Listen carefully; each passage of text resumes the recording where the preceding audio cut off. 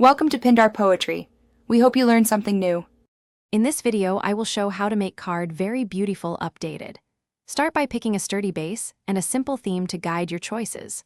Work from large elements to small details so the design stays balanced. Use contrast and spacing to highlight focal points, then add texture with ribbons or embossing for depth.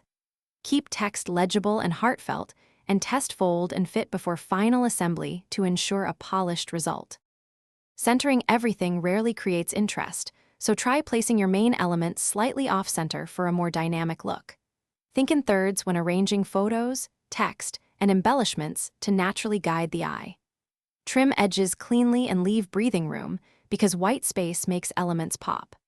Mix one bold accent with subtler pieces to maintain harmony, and always step back to view the card from a normal distance before finalizing.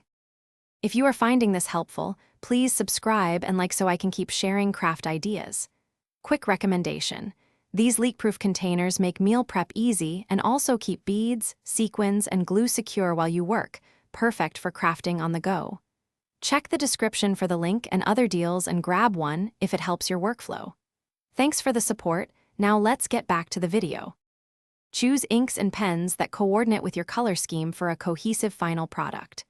Layering papers, vellum, or die cuts adds dimensional interest without overwhelming the design.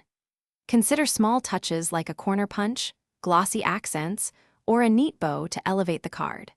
Finish with a protective spray or resealable sleeve if mailing, and write your message using a steady hand or printed insert for a clean presentation. Thanks for watching. Consider subscribing if we helped you.